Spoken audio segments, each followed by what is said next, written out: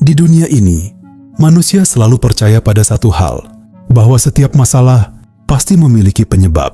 Dan jika penyebab itu ditemukan, lalu dihilangkan, maka semuanya akan kembali baik-baik saja. Terdengar sederhana, masuk akal, dan seringkali tidak pernah dipertanyakan. Bayangkan sebuah tempat di mana kehidupan bergantung pada tanah. Jika tanah subur, orang bisa hidup. Jika tanah gagal, semuanya ikut runtuh. Pada suatu masa, jutaan orang hidup dari hasil panen.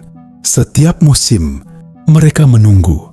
Setiap butir padi menjadi harapan. Namun perlahan, sesuatu mulai terasa tidak beres. Hasil panen tidak seperti yang diharapkan. Ada yang hilang, sedikit demi sedikit.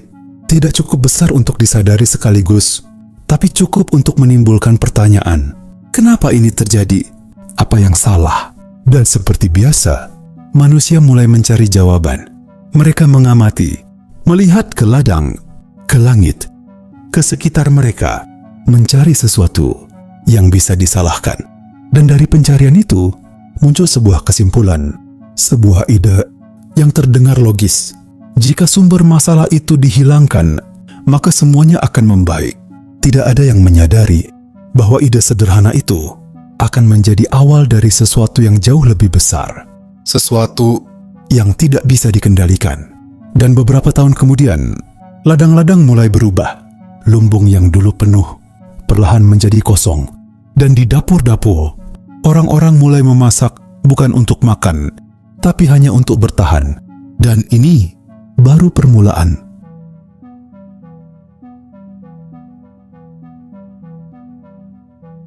Pencarian itu akhirnya menemukan jawabannya.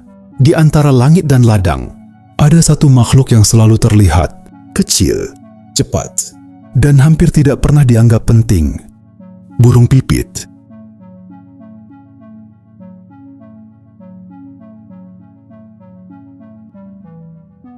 Awalnya, mereka hanyalah bagian dari pemandangan, terbang di atas sawah, hinggap di batang padi, datang lalu pergi. Tidak ada yang benar-benar memperhatikan mereka. Namun perlahan, pandangan itu mulai berubah. Beberapa orang mulai melihat burung-burung ini memakan biji-bijian, mengambil sebagian kecil dari hasil panen.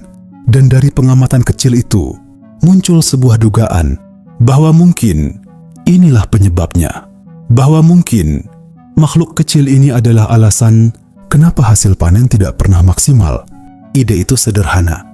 Jika burung-burung ini dihilangkan, maka hasil panen akan meningkat, masalah akan selesai, dan kehidupan akan menjadi lebih baik.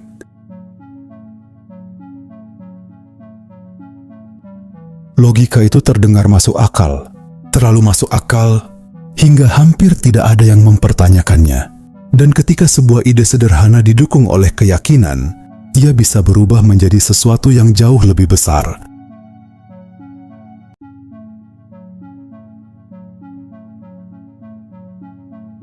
Di Tiongkok saat itu, ide ini tidak berhenti sebagai dugaan. Ia berubah menjadi kebijakan, sebuah kampanye nasional, bagian dari program besar yang dikenal sebagai 4 hama: nyamuk, lalat, tikus, dan burung pipit. 3 yang pertama mudah dipahami. Mereka membawa penyakit, merusak lingkungan, mengganggu kehidupan manusia. Namun yang terakhir menjadi sesuatu yang berbeda. Burung kecil yang kini dianggap sebagai musuh negara. Pemerintah mulai menggerakkan rakyat, bukan hanya sebagai anjuran, tapi sebagai kewajiban. Seluruh lapisan masyarakat dilibatkan, anak-anak di sekolah, petani di ladang, warga di kota. Semua diberi satu tujuan yang sama, menghilangkan burung pipit. Poster-poster mulai bermunculan, gambar burung dicoret dengan tanda merah, disandingkan dengan tikus, lalat, dan nyamuk. Pesannya jelas, ini adalah musuh. Radio mengumumkan seruan yang sama. Surat kabar menulisnya setiap hari. Dan perlahan, apa yang dulunya dianggap biasa, berubah menjadi ancaman. Suasana berubah. Yang dulunya melihat burung sebagai bagian dari alam, kini melihatnya sebagai target. Sesuatu yang harus dihilangkan. Dan ketika seluruh masyarakat percaya pada hal yang sama, Tidak ada lagi ruang untuk ragu.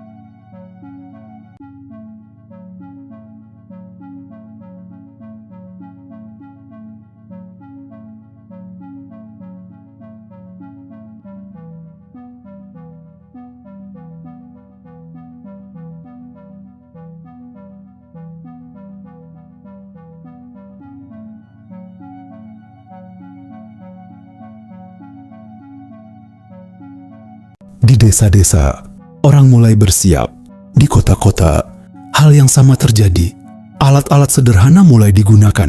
Panci, wajan, kaleng kosong. Semua bisa menjadi senjata. Tujuannya bukan untuk melukai secara langsung, tapi untuk membuat satu hal terjadi. Ketakutan. Burung-burung itu harus terus terbang, tanpa berhenti, tanpa istirahat, sampai kelelahan dan jatuh.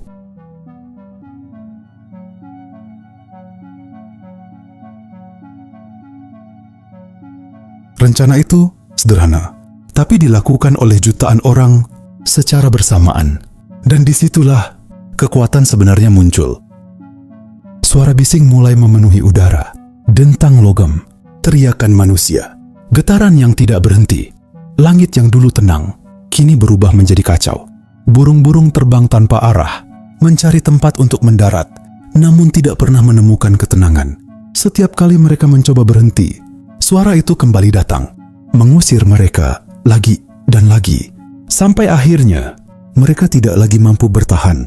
Satu persatu, burung mulai jatuh dari langit, lelah, tak berdaya, dan mati. Sarang-sarang dihancurkan, telur-telur dimusnahkan. Anak-anak burung tidak pernah sempat terbang.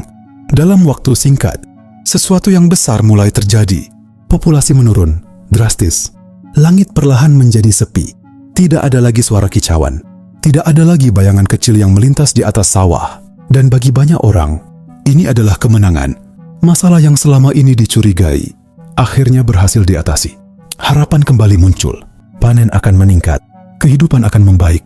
Dan masa depan terasa lebih pasti. Untuk sesaat, semuanya terasa benar. Tidak ada yang terlihat salah. Tidak ada yang terasa berbahaya. Hanya keberhasilan yang sesuai dengan harapan. Namun, di balik keheningan itu, sesuatu mulai berubah. Perubahan kecil yang hampir tidak terlihat. Dan justru karena itulah, tidak ada yang menyadarinya. Karena terkadang, masalah terbesar tidak datang dengan suara keras. Ia datang perlahan. Di saat kita merasa semuanya sudah selesai, dan apa yang akan terjadi selanjutnya, tidak pernah benar-benar dibayangkan oleh siapapun.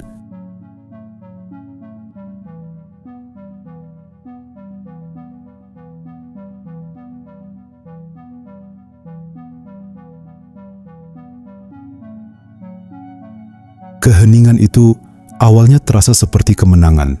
Langit yang dulu dipenuhi kicauan, kini sunyi. Tidak ada lagi burung pipit yang melintas. Tidak ada lagi bayangan kecil di atas ladang. Bagi banyak orang, ini adalah tanda bahwa semuanya berjalan sesuai rencana. Masalah telah dihilangkan, dan kehidupan akan segera membaik. Namun alam tidak bekerja seperti itu. Karena apa yang terlihat sebagai keberhasilan seringkali hanya bagian kecil dari sebuah sistem yang jauh lebih besar. Dan ketika satu bagian hilang, bagian lain akan mulai berubah.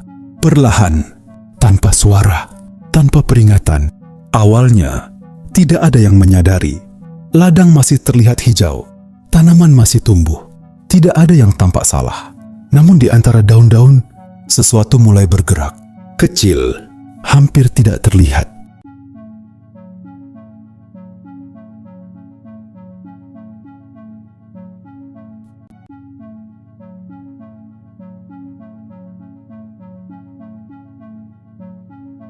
Serangga yang sebelumnya hanya sedikit, kini mulai bertambah dan terus bertambah. Tanpa kehadiran burung pipit, tidak ada lagi yang memangsa mereka. Tidak ada yang mengendalikan jumlah mereka. Dan tanpa kendali, alam mulai berubah. Belalang mulai muncul dalam jumlah besar. Ulat menyebar di setiap tanaman. Hama lain ikut berkembang. Awalnya hanya 1-2, lalu puluhan, kemudian ribuan. Dan dalam waktu yang singkat, menjadi jutaan. Mereka datang seperti gelombang, diam tapi menghancurkan. Daun-daun mulai berlubang, batang mulai lemah, dan tanaman yang sebelumnya sehat perlahan tidak bertahan. Para petani mulai merasakan sesuatu yang aneh. Apa yang mereka tanam tidak tumbuh seperti biasanya. Apa yang tumbuh tidak bertahan lama. Dan setiap hari, kerusakan semakin luas. Ladang yang dulu penuh harapan perlahan berubah menjadi tempat yang sunyi. Bukan karena tidak ada kehidupan, tapi karena kehidupan yang ada tidak lagi bisa dikendalikan. Di beberapa tempat, langit berubah menjadi gelap. Bukan karena awan, tapi karena gerombolan belalang yang menutupi cahaya matahari. Mereka turun ke ladang, dan dalam hitungan jam, menghabiskan segalanya. Tidak ada yang tersisa. Tidak daun, tidak batang, tidak harapan. Dan saat itulah, semuanya mulai terasa berbeda. Ini bukan lagi masalah kecil. Ini bukan lagi sesuatu yang bisa diabaikan. Ini adalah sesuatu yang tidak bisa dihentikan. Namun yang lebih mengkhawatirkan adalah kenyataan bahwa semua ini terjadi setelah keberhasilan. Setelah masalah yang dianggap utama telah dihilangkan. Dan perlahan, sebuah kesadaran mulai muncul bahwa mungkin yang dihilangkan itu bukanlah masalah, tapi bagian dari solusi. Namun di titik ini, semuanya sudah berjalan terlalu jauh, dan dampaknya baru saja dimulai.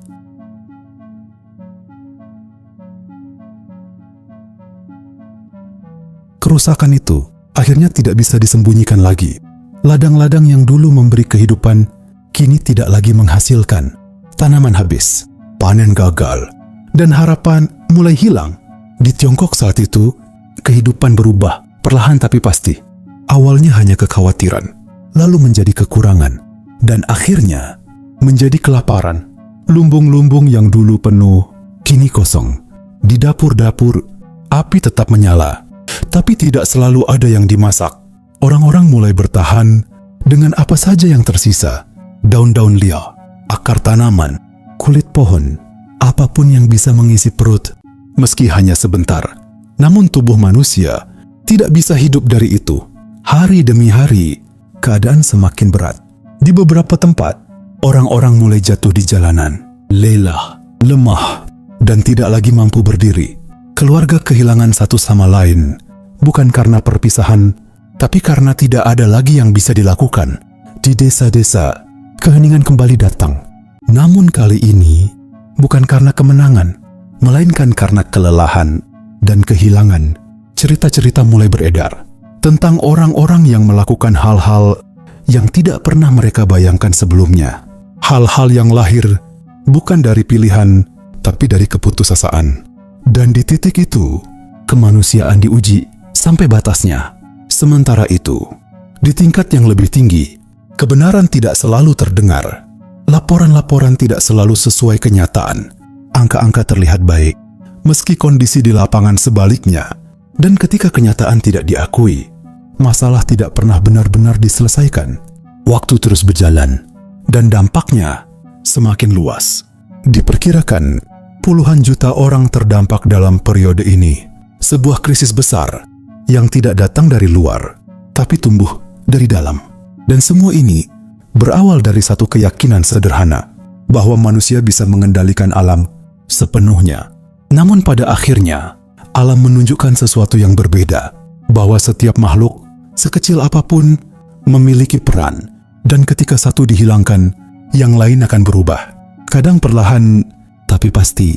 Dan pada saat kesadaran itu datang, seringkali semuanya sudah terlambat.